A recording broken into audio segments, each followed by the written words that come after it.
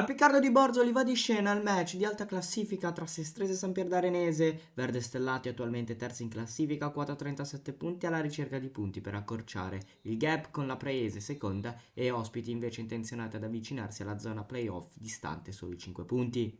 Nel primo quarto d'ora di gioco ospiti più pericolosi con la punizione di Bazzurro su cui vola Galletti a respingere in corner e poi sulla conclusione di Costa bloccata saldamente dall'estremo difensore.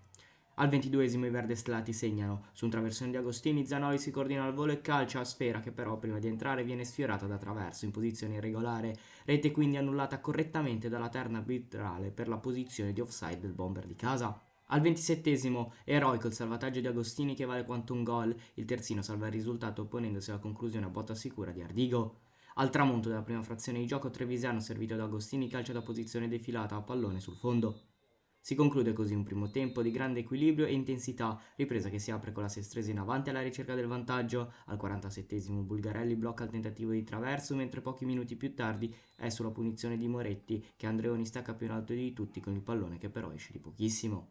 All'ora di gioco tenta dalla distanza Viagini, tiro centrale però bloccato da Galletti. Al 64esimo invece Moretti calcia direttamente in porta su una punizione da posizione defilata costringendo Bulgarelli nuovamente a rifugiarsi in corner.